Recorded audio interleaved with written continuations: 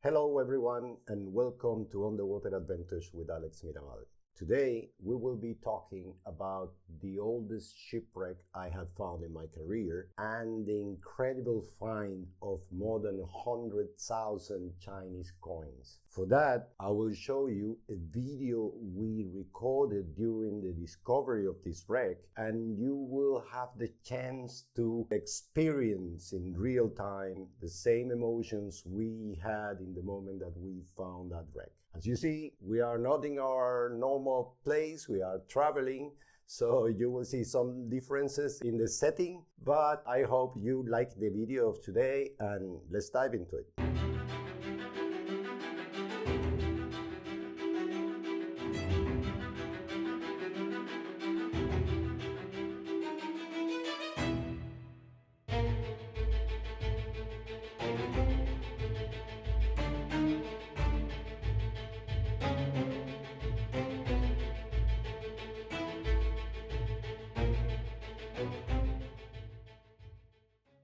As part of our project in Indonesia, in 2008, we decided to explore the Baginda Reef, or Karang de Lapang.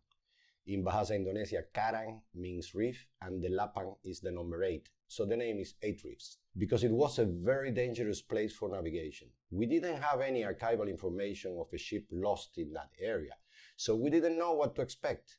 We took our ship, the Almirage, a traditional and beautiful Finnish ship built in Sulawesi, that was also the most uncomfortable expedition ship I ever had in my career, and traveled from Toboali in the south of the island of Bangka, around 80 nautical miles to the east, to the middle of the Gaspar Strait where the Baginda Reef is located.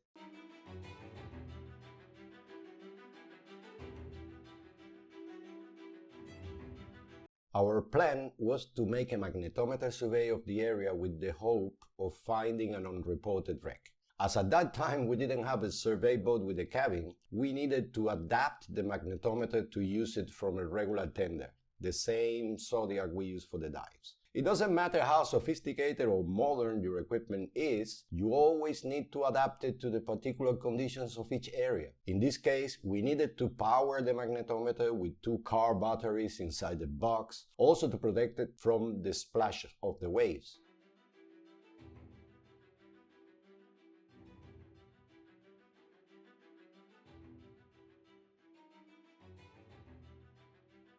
Running the magnetometer in those reefs is very difficult because of the big differences of depth. You tow the sensor of the magnetometer behind the Zodiac and you want to have it as close to the seabed as you can, so it can better detect even small variations of the magnetic field. But you are doing that at a depth of 20 meters, and a few meters away you are already at 7 meters and your sensor can crash into the coral. We needed to tie a buoy to the sensor to make sure it didn't go deeper than a certain depth and regularly change the length of the rope to adjust it to the new depth.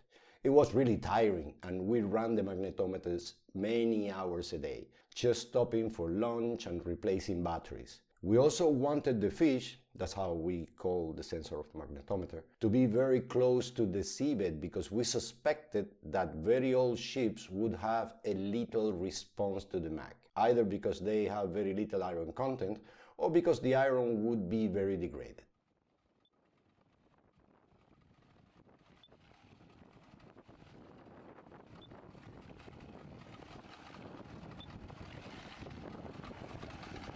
And then we got a very small hit. Even if the hit was very small, we needed to check it out, also because it was the only hit we got. So we started planning the dive. With such a small anomaly at 20 meters of depth, it was very important to make sure we dive in the very precise spot, because we feared that it could be a very small object. So the first team went down to inspect the hit.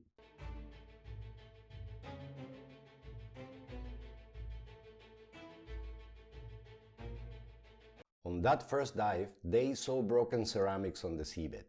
In Indonesian waters, finding broken ceramics on the seabed does not necessarily mean that you have found a shipwreck, but certainly any place with a magnetic anomaly and ceramics in the same spot deserves more attention. So there we went, a second group of divers to remove some sand and try to find something else. The first group didn't manage to find the source of the anomaly, so we logically assumed that it was buried under the sand, and our main task was to dig in the place and try to locate the ferromagnetic object and finally confirm if it was a wreck site. I was not very optimistic because the anomaly was small and the ceramics could have been discarded from a modern ship, so we needed to find something else. I couldn't imagine that I was about to find the oldest wreck in my career.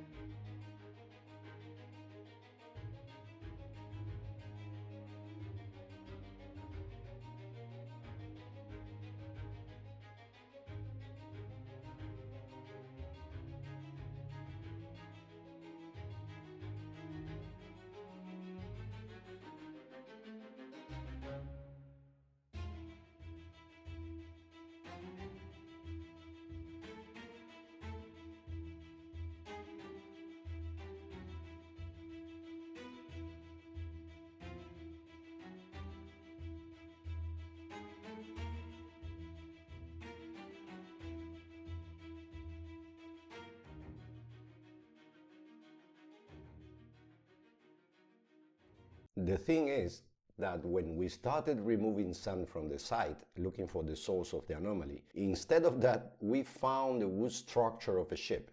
So there was no more doubt that it was a shipwreck. But then we also found that the area was carpeted with Chinese coins, completely covered with Chinese coins. You know, those typical copper coins with a square hole in the center. Thousands and thousands of them. But the most important information we got from these coins is that most of them were minted during the Southern Tang dynasty, that is, between the years 937 and 976 in the 10th century. Imagine, more than 1,000 years old.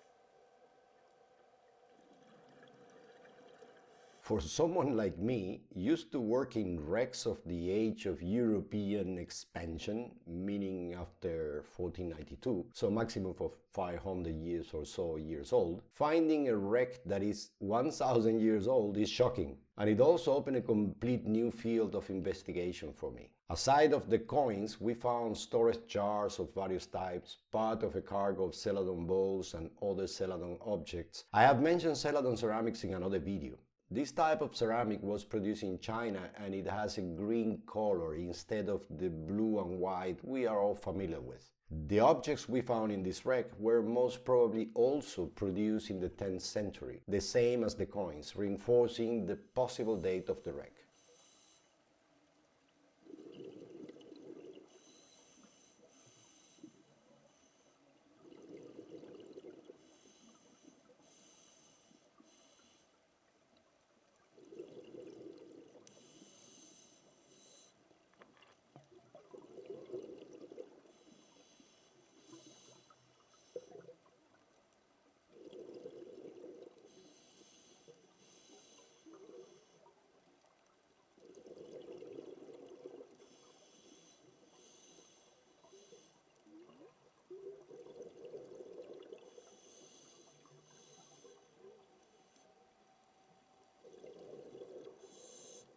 Diving that wreck was also a pleasant experience. It was not that shallow, just about 23 meters deep, clean and warm waters, no strong currents, and very interesting and beautiful finds. Also, because of all these wonderful conditions, the dive stretched for very long, as the divers were not in a hurry to go up. And this resulted in very long and boring decompression stops with almost empty bottles.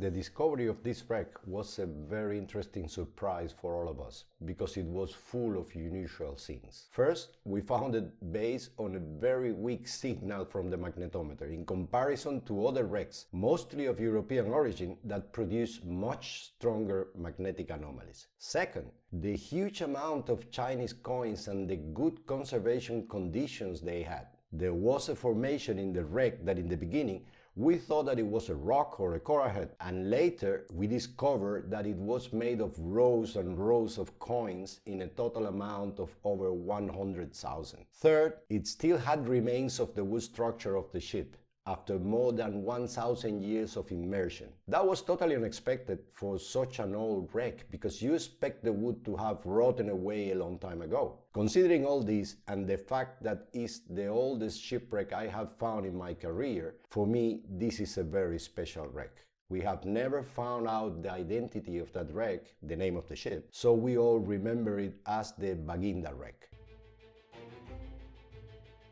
Thank you for watching the video till the end. I hope you like it and it has been interesting for you. Remember, in the comment section, just let me know if there is anything more about this wreck or the artifacts that you want to know. I will be checking in the comments and I will be commenting and answering. So go give your like and subscribe to the channel. Stay tuned. See you next week and keep on diving.